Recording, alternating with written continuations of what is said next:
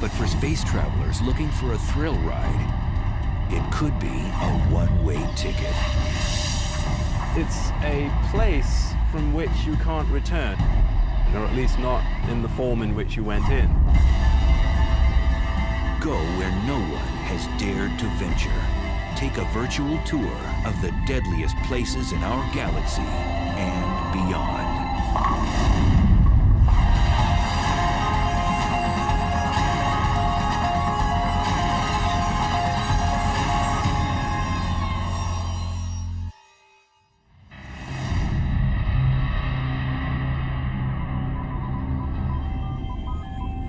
It's the ultimate frontier adventure.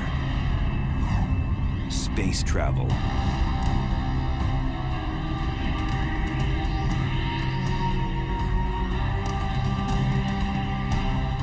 But when trekking through the galactic jungles, one must steer clear of the cosmic hot zones, places teeming with violence and intrigue.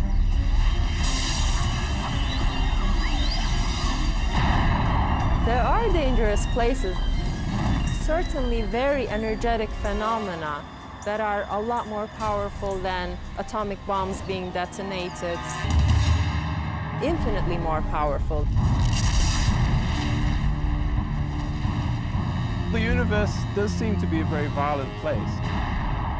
It seems to have been born in a violent explosion called the Big Bang, and there's all sorts of violent processes going on.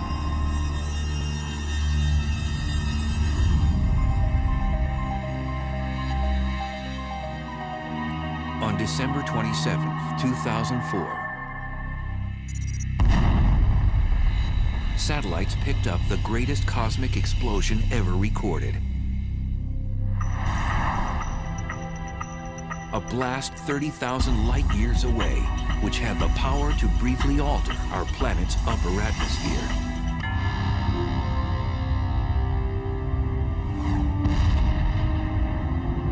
The blast was caused by a magnetar, the densest and one of the most dangerous stars in space. The magnetic field strength of a magnetar is about 1,000 trillion times the magnetic field energy of the Earth. And for reference, this would wipe the information off a credit card at a distance of about 100,000 miles away. Now this distance is sort of half the distance to the moon, so it's very nearby by astronomical standards. These mischievous stars have the strongest magnetic field in the universe. Scientists have confirmed 12 of these rare stars in our galaxy, and there may be more.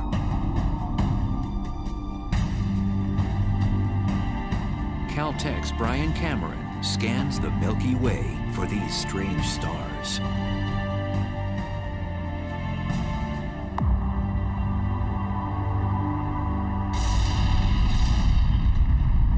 Magnetars are a special class of neutron stars with ultra-strong magnetic fields, the densest form of matter in the universe.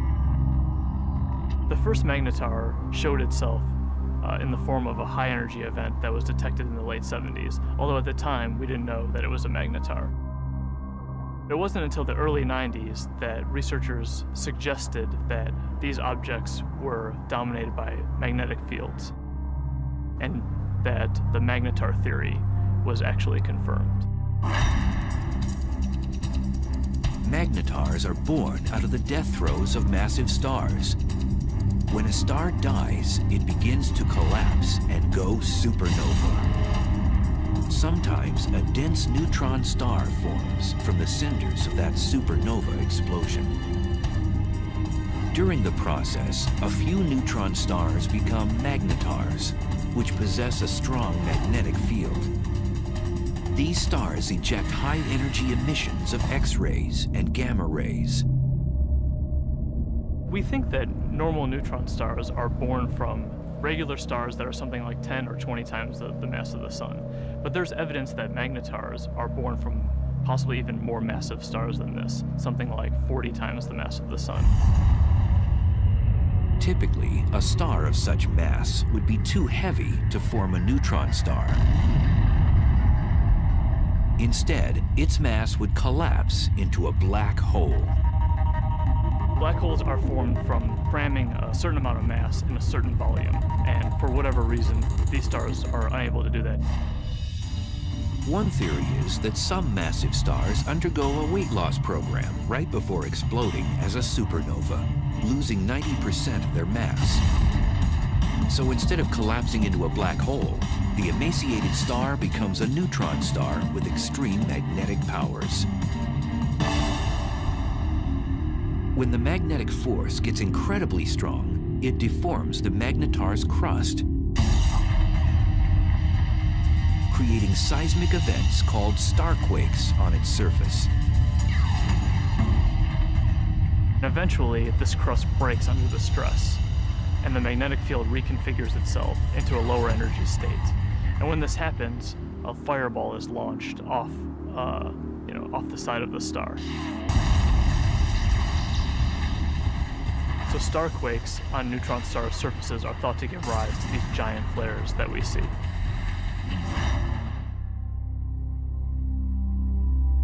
After a magnetar undergoes one of these flares, it outshines all of the stars in the galaxy for the few tenths of a second that it's taking place. Within these giant flares are short bursts of gamma rays which move at the speed of light. The giant flares from magnetars are gamma ray bursts. They're very short in duration, less than a second, and have very hard X-ray spectra compared to another class of gamma ray bursts. If a deep space traveler veered off course and was unlucky enough to pass within 700 miles of one of these massive objects, the consequences would be horrific. The magnetic field of the magnetar can literally warp the atoms in human flesh, and its gravitational forces would tear a person apart.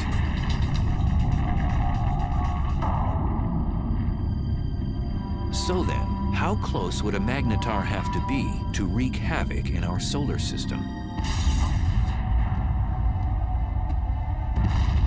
Some suggest that a blast from a magnetar even 10 light years away could produce cosmic chaos that would destroy our ozone layer and cause mass extinctions.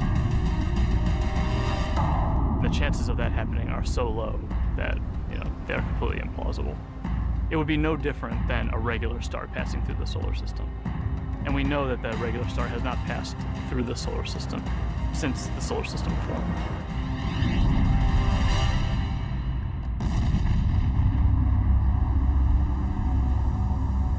Scientists think that magnetars are only a few thousand years old and will become dim after 10,000 years. We're just now starting to understand the life cycle of magnetars. We think that they're very young, but how young is still uncertain.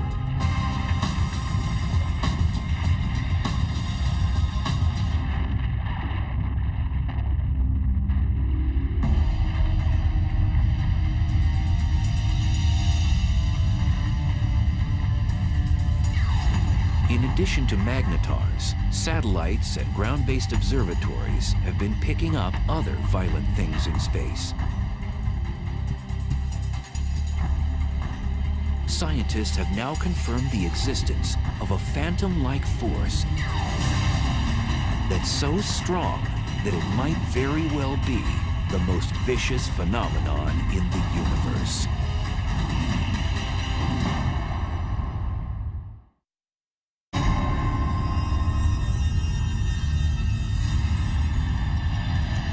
Stealthy villains haunt each and every galaxy. One particular beast tears up anything in its path and gobbles it down like a cocktail hors d'oeuvre. It's one of the most bizarre and destructive phenomenon in the universe, a black hole. I think a black hole is the place which is more violent than anywhere else in our universe. It's like going over the edge and you can't get back. It's fatal attraction, I suppose.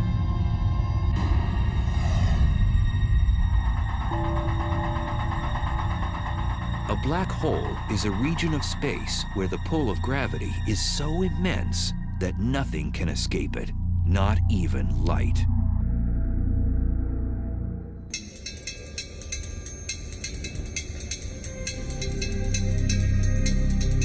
Astrophysicist and triathlete Ferial Ozel is attempting to unlock the mysteries surrounding this elusive cosmic force.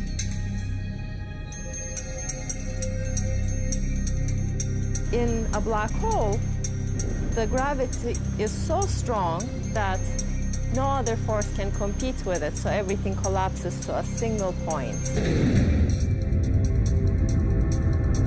Ozel says whatever has a close encounter with a black hole will fall victim to its relentless tidal force of gravity. Imagine you're swimming in a pool and there is no current. You can go whichever direction you want. Now imagine you're taken out of this pool and you're in a river. Imagine a current that is much, much, much stronger.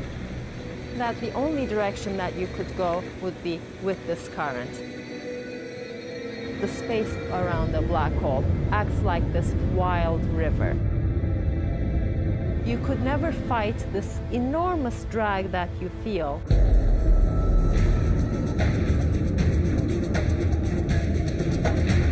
As an object approaches the edge of the black hole, called the event horizon, it reaches the point of no return. As you come closer and closer to this event horizon, you would already be approaching this extremely fast motion of space under you. And your only future direction is now into the black hole.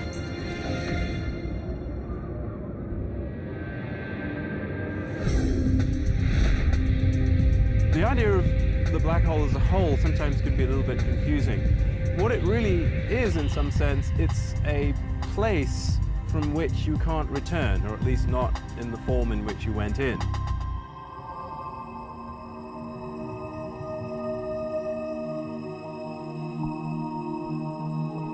Black holes are difficult to detect because, as the name suggests, you cannot see one by itself because it's black.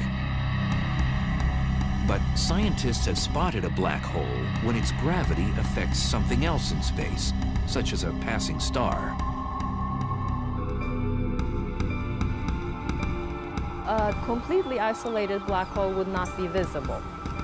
What we really see from a black hole is actually the hot material that's swirling around it and that's being sucked into it. So in the neighborhood of these powerful black holes, you'll get a lot of radiation resulting from the black hole pulling in material and stretching it and twisting it as it's falling in. Black holes consume anything in close range, and there are billions upon billions of them prowling the universe.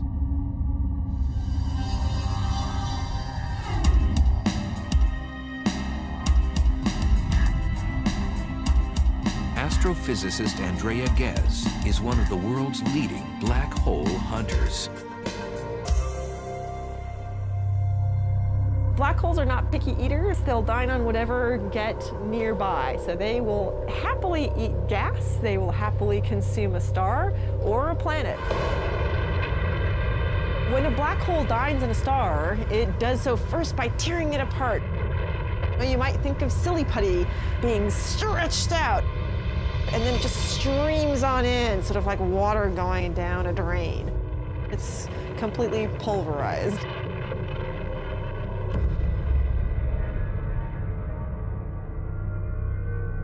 Black holes are produced, we believe, by the collapse of the core of a massive star, something like 25 or 30 times the mass of the sun or more.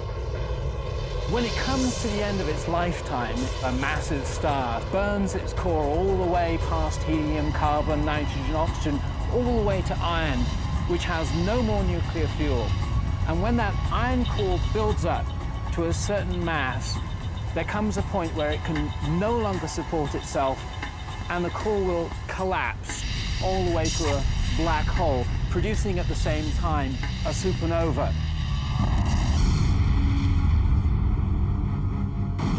The supernova sends out explosive amounts of energy, so anything in its vicinity will get obliterated. Then the remnants of the explosion fall into a newly formed black hole. And it seems the key to the black hole's allure is gravity. Gravity will pull things around, just like the sun's gravity pulls the planets around. In fact, stars will happily orbit the black hole for most of its life and won't actually be sucked in. These stars are actually safe from the fatal attraction of the black hole. But if you do venture too close, like extremely close to the edge, then you do get sucked in. Scientists believe there are millions of wayward black holes throughout our galaxy, the Milky Way. And because we can't readily see them, one could be right next door. So how close does something have to be to get sucked into a black hole? Too close to a black hole is about the distance between the sun and the Earth, but that is certainly too close. For future space travelers, death by a black hole would be a violent way to go.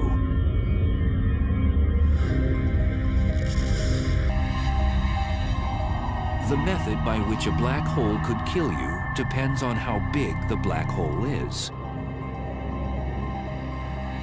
They come in two categories. Most of them are the stellar mass black holes, which are 5 to 30 times the mass of our sun. If the black hole is stellar-sized, then the tidal forces near the black hole are strong enough that it will tear you apart tidally, even well outside the event horizon. If you wanted to fall into a black hole, you certainly wouldn't want to fall into one of those. It will spaghettify you. But in addition to the stellar-sized black holes, there are others that are mammoth, millions to a billion times the mass of the sun. And now scientists believe that these monsters hold center court in every galaxy, including our own.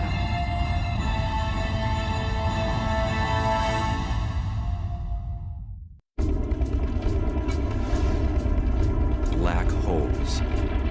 They're one of the most mysterious and potentially dangerous oddities in space. A black hole has a ravenous appetite. It sucks in everything in its path and spits out what it doesn't devour. And now scientists have discovered there are supermassive black holes, which are millions of times bigger than their stellar mass cousins.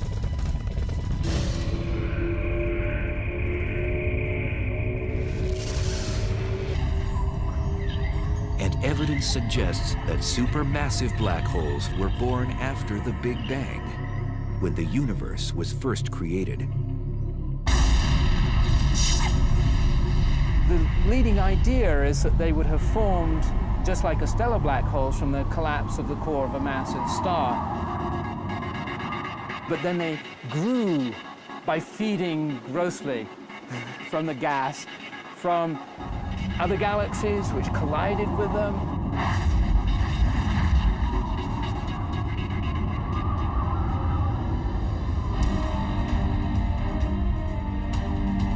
Scientists have discovered that these black ogres wield their power in the center of galaxies. The supermassive black holes are at the center of the galaxy, most likely because they're the most massive object within the galaxy. Massive objects tend to sink to the middle, so you'll always find them at the center of a galaxy. For a long time, scientists didn't think a supermassive black hole existed in our neck of the universe, the Milky Way.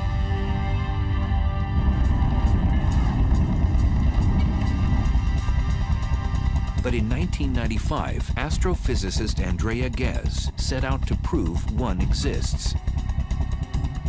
We've done an experiment over the last 10 years to ask the question, is there a supermassive black hole at the center of our galaxy? And the way we did this experiment is to use the motions of stars at the center of our galaxy to test whether or not there's a large amount of mass inside a very small volume. And that's the proof of a black hole.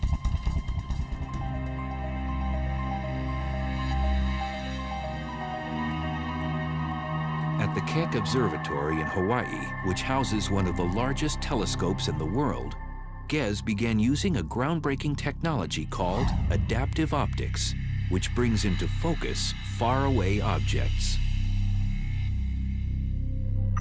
So this is without adaptive optics. This is what you would see. In this big square, there's nothing. We turn adaptive optics on, and you see the stars. This region contains the stars that provide the keys to our experiment. So we want to watch how these stars move. Ghez noticed that there was a large cluster of stars orbiting around an invisible object at the center of our galaxy. And they were moving at an unusually rapid rate. So we can actually see these stars that are really close to the center, and we can watch them go around. Those stars go around the black hole just the way the planets orbit the sun. The orbits tell us where the black hole is, so it's located right where the star is. That's the center of our galaxy. And the details of exactly how fast these stars are going around and how tight the orbits are tells us the mass of the black hole, which we think today is 4 million times the mass of our sun. For Ghez, confirming that a supermassive black hole indeed exists at the heart of our galaxy was like summiting Mount Everest. It was incredibly exciting to discover the supermassive black hole at the center of our galaxy, simply because it was a question we had set out to address. The question, is there a supermassive black hole? We could design an experiment that actually got at it.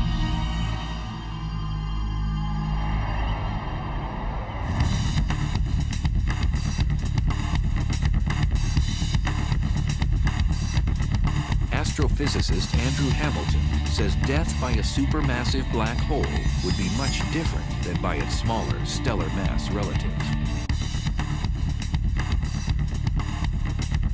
If you want to go and be a tourist and have the ultimate experience of falling inside a black hole and finding out what's really there, go visit a supermassive black hole. Much better idea.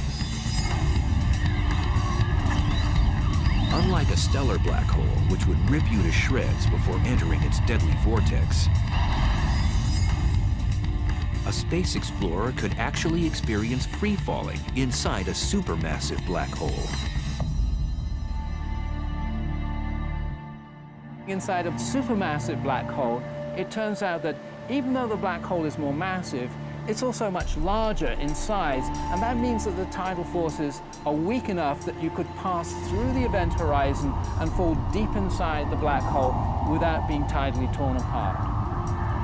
But deep down inside the black hole, the centrifugal force of the rotation of the black hole provides effectively a repulsion. If there's any matter at all inside it, then stuff that's falling in will tend to collide with stuff that's trying to get out.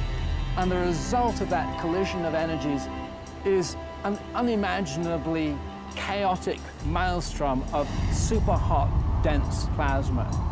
And in that case, your fate is that it can roast you.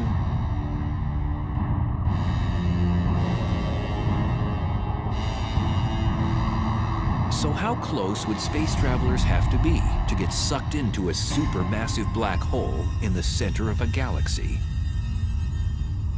For a supermassive black hole, you would have to be about 1 million to 1 billion miles from the black hole to feel its influence.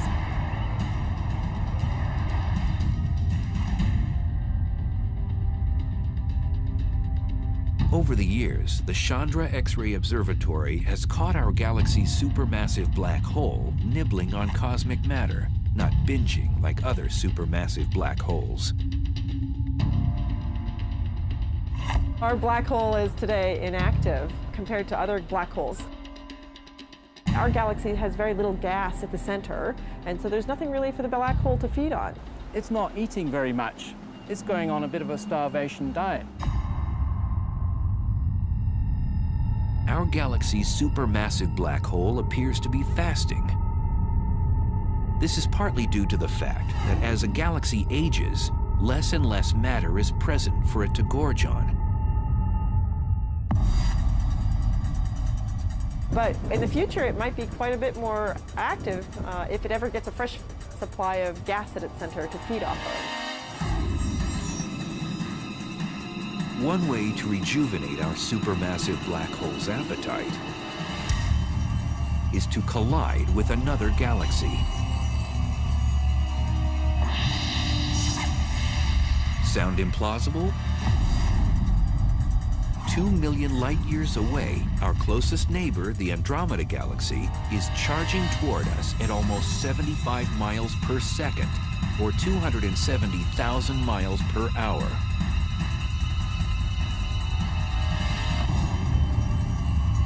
In the future, scientists predict the two galaxies will collide. And upon impact, the larger galaxy may engage in one of the most primitive acts known in the universe.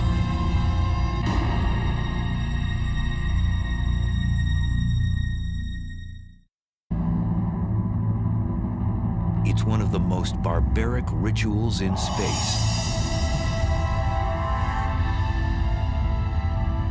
A larger galaxy eats a smaller one.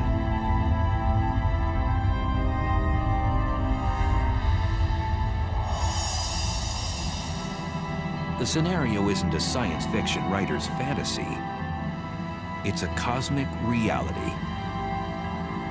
It's called galactic cannibalism.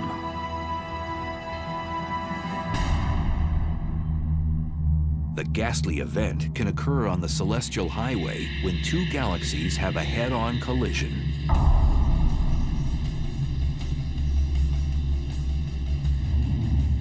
Both eventually meld together in a less than harmonious merger. If you're a galaxy, it's very violent. You're torn to shreds.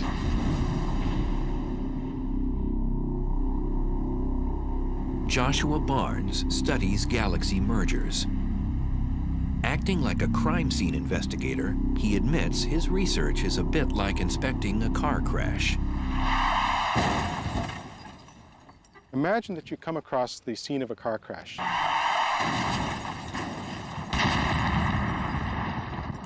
Two wrecked vehicles, but no witnesses. Nobody to tell you what happened. All you have is the physical evidence.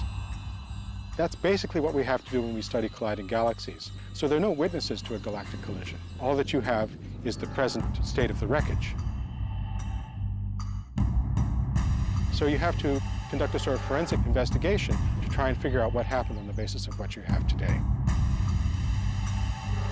If they collided head-on, you would know because the fronts were squashed up, but if they, say, sideswiped each other, which is actually more likely in galactic collisions, that would leave you a completely different pattern of wreckage, and you could interpret that.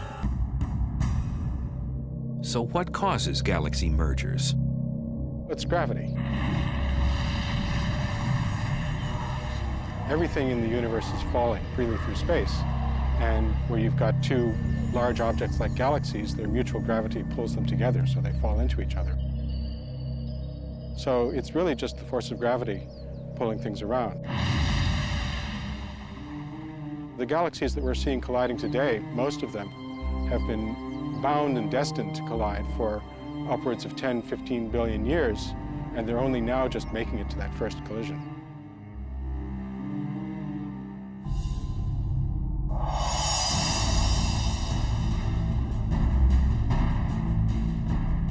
Our own galaxy, the Milky Way, is moving toward our neighbor, Andromeda.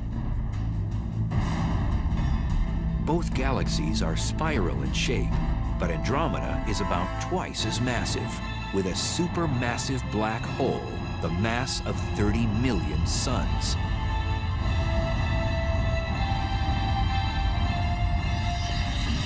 It'll look a lot like a dance. And you see the two galaxies come close together, so they kind of dance around each other, getting closer and closer and moving faster and faster before they finally come together. But at the point of impact, these galactic dancers will do more than pirouette. Each one has a spiral disk of stars, and then surrounding that, a halo of dark matter, invisible material that we can detect by its gravitational field. These two dark halos, which are much larger, will overlap as the galaxies pass by. Eventually, as the two galaxies spiral around each other closer and closer, you can no longer distinguish them as separate systems, and finally the nuclei merge.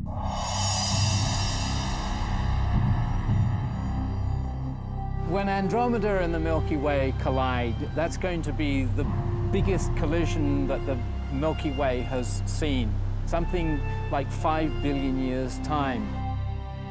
The good news is that we, the solar system, will have a grandstand view. What will happen is that two galaxies, their spiral disks, are going to get tidally torn apart into fantastical shapes.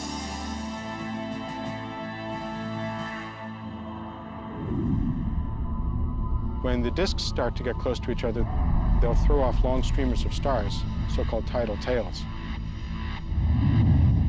And what happens to the sun and the solar system, should we still be around, it really is hard to predict. We could get lucky and be on one of those tidal tails and get a sort of bird's eye view of the whole process as we fly out.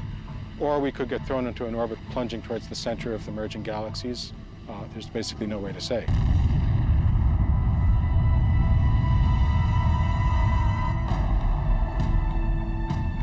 During the merger, if our solar system moves through the suburbs or the edges of Andromeda, we might not notice anything.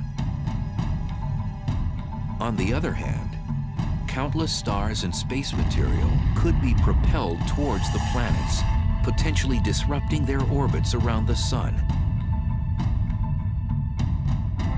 Moreover, the entire galaxy could face cosmic upheaval. We could have consequences which would nonetheless be dangerous. First of all, we could have a lot of star formation as a consequence of the merger.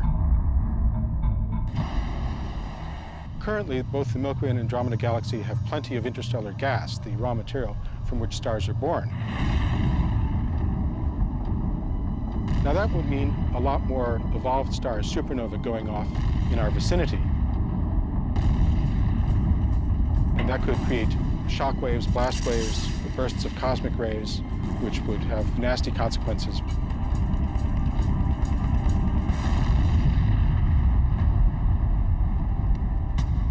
After the merger, the fate of our solar system is uncertain, as the supermassive black holes of Andromeda and the Milky Way vie for power in the newly jumbled galaxy.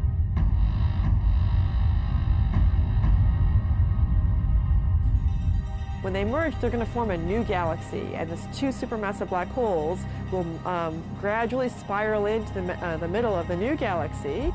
They will be a binary black hole for a short time. And these black holes will start to swallow gas as the collision stirs things up. Gas will fall into those black holes. They're going to turn on. They're going to start emitting radiation. But the potential for fireworks, possibly for fueling the black holes at the centers of the galaxies, matter falling into them, possibilities like that do exist.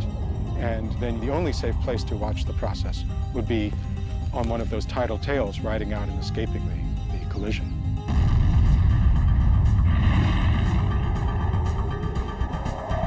Some scientists think that Andromeda's larger supermassive black hole will eventually consume the Milky Ways.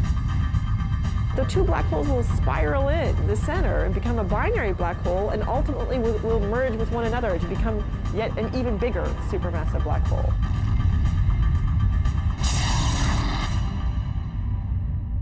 So a small galaxy colliding with a large galaxy is likely to be dominated by the larger galaxy. It'll essentially have most of its material absorbed by that galaxy and become subsumed into it.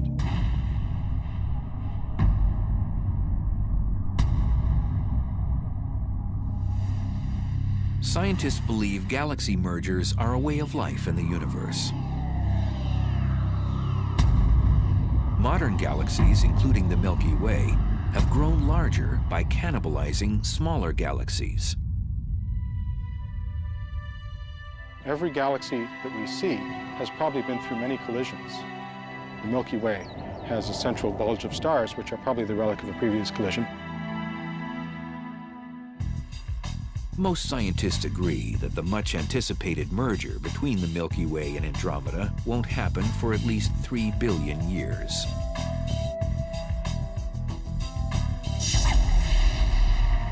But there may be more immediate dangers in space.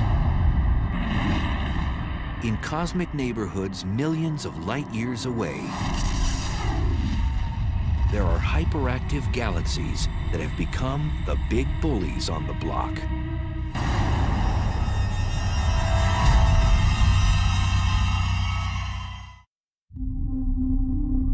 At the heart of some galaxies lives a cosmic monster. It transforms a run-of-the-mill galaxy into one of the brightest and deadliest in space. Quasars are peculiar objects, each powered by a supermassive black hole that continually swallows large amounts of matter, 10 to 20 stars every year. At the core of these objects lives a very large black hole. And the role of that black hole is to actually generate a huge amount of energy.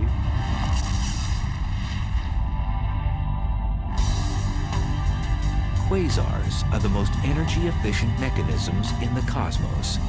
They give off more power than 100 normal galaxies. And they're 10 trillion times brighter than our sun.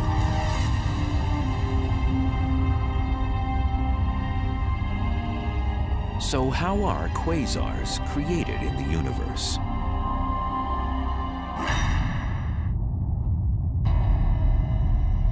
There's a fairly good connection between the last stages of a galactic merger and the so-called quasar phenomena. If that really happens in the case of the Milky Way and Andromeda, we could have, for a period of some tens or possibly even 100 million years, a quasar active in the center of the merged galaxies. And a quasar puts out about 100 times as much energy as a typical galaxy. And if we were actually thrown into an orbit which took us towards the center of the galaxy, we could get very close to that quasar and really get scorched. The word quasar stands for quasi-stellar radio source, which means star-like emitters of radio waves. The word was coined when the quasar phenomena was still a mystery. Now we know they're not star-like at all. In addition to emitting radio waves and visible light, quasars also give off ultraviolet rays, infrared waves, X-rays, and gamma rays. All deadly if something or someone gets too close. A quasar is a supermassive black hole at large distance that is active. It's powerful, it's emitting light, and we can observe it in many wave bands. Quasars were first discovered in the 1960s, but as radio telescope imaging got better, astronomers discovered that some of those quasars also have powerful jets beaming out of them. These particular quasars are called blazars, probably some of the most violent phenomena in the universe.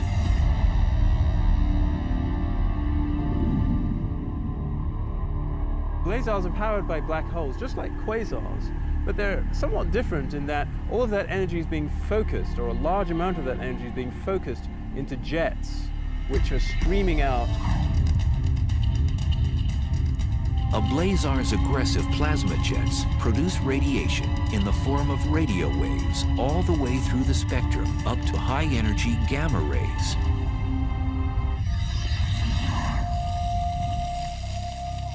Astrophysicist Glenn Piner has been investigating the physical conditions at the centers of these exotic galaxies.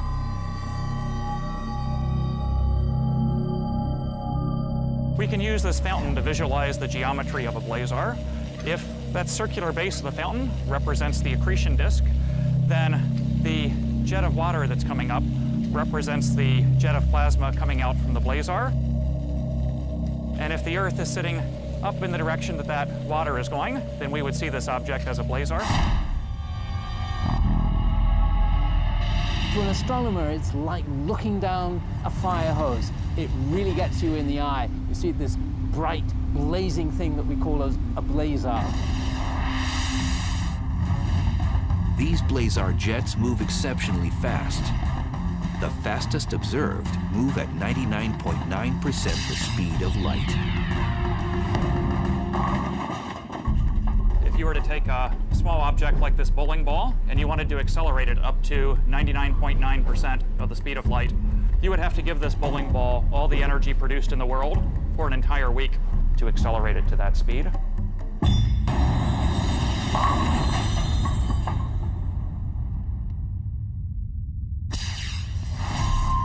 And in these blazars, we're accelerating not just small objects like bowling balls, but large masses of the mass of the planet Jupiter, or larger, to those speeds. So they're being given incredible amounts of energy by this efficient engine. Blazars pose unimaginable consequences to cosmic objects that get too close to its deadly jet. If there was a planet relatively close, a few light years from the actual jet, the radiation on that planet could be millions of times what it gets from the star. It would be continually exposed to high levels of radiation. So I don't think we want to look for life on a planet that would be orbiting a star that's in a blazar jet. Scientists link radio telescopes all over the world to achieve the magnification needed to zoom in on a blazar jet.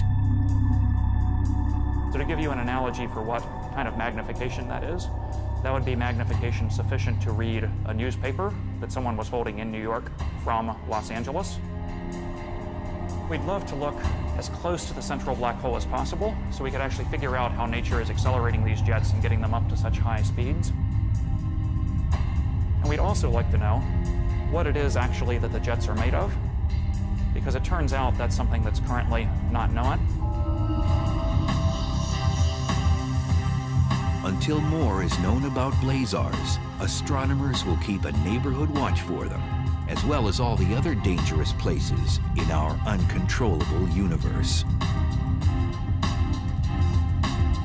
Definitely there are violent events going on in the universe. Much, much more energy than we can even imagine on Earth. There are trillions of suns shining all at once. Those are the kinds of